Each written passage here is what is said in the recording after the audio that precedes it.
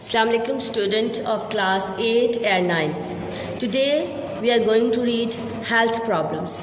So your English book, health problems. Class in health problem we will learn about malaria, dengue and chikungunya. These three diseases are caused by mosquito bite.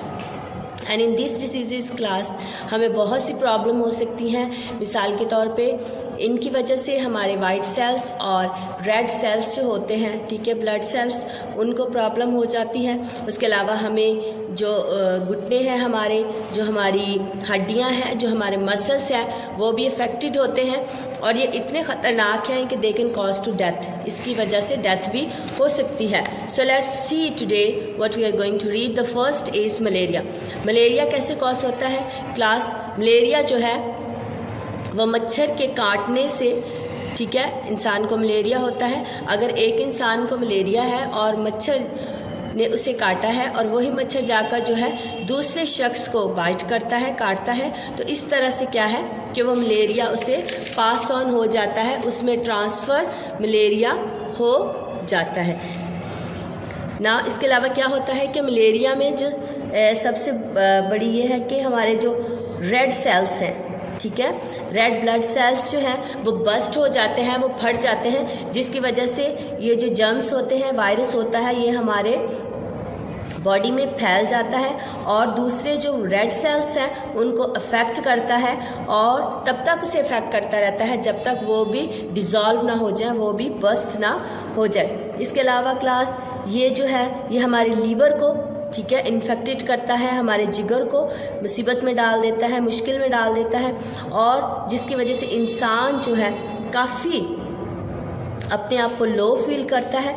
और इसके अलावा जो हमारा system है, ठीक है, जो माइंड सिस्टम है, क्योंकि जब वो हमारे जो रेड सेल्स हैं, ठीक है, उनको स्टिक हो जाता है उनके साथ, तो जो हमारा जो ब्रेन है वहाँ तक जो ब्लड है वो पहुँच नहीं पाता वहाँ तक, तो हमारा जो सेरिब्रल सिस्टम है, ठीक है, तमाम सेरिब्रल मलेरिया इसको कहते हैं, जो हमारे दिमाग है उसको अटैक करता है ये। अभी इसके सिम्टम्स क्या हैं क्लास? हम बात कर रहे हैं मलेरिया की। मलेरिया के सिम्टम्स क्या हैं? हाई फीवर हो जाता है, इतना हाई फीवर होता है कि आपको 40 सेंटीग्रेड से 104 फ़ारेनहाइट तक हो सकता है, मतलब 104 बुखार आपको हो सकता है।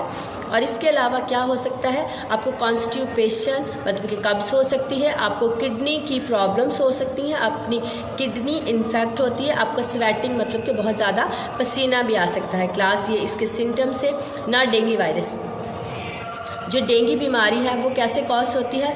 डेंगू बीमारी जो है आपकी, वो भी आपको मलेरिया, जिस तरह मच्छर जो है, ठीक है, मलेरिया जो है मच्छर की वजह से कॉज होता है, इसी तरह डेंगू भी इसी की वजह से होता है।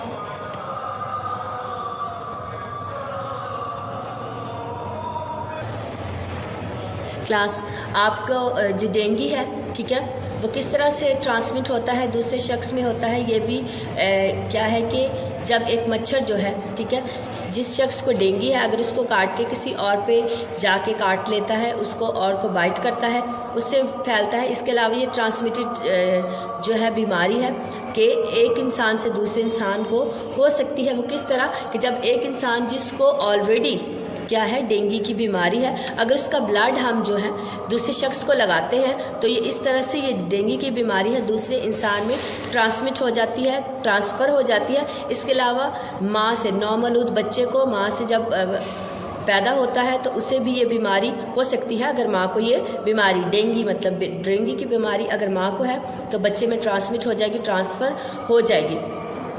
क्लास इसमें क्या होता है कि हमारे जो वाइट सेल्स हैं, पहले हम बात कर रहे थे कि मलेरिया में क्या होता है कि हमारे जो रेड सेल्स हैं वो अटैक्ट होते हैं।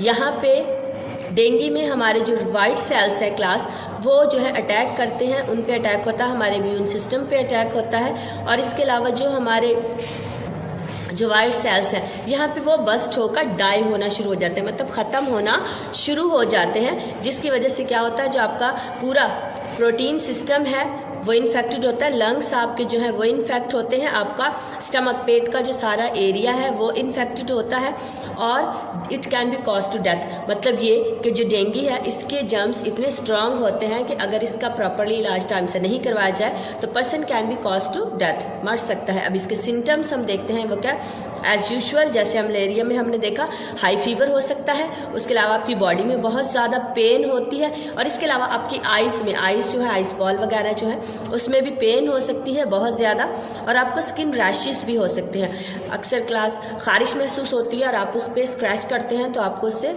रैशेस भी हो सकते हैं। आपका जो सांस लेने का अमल है, रिस्पिरेटरी सिस्टम जो है, ठीक है, वो भी इफ़ेक्ट हो सकता है।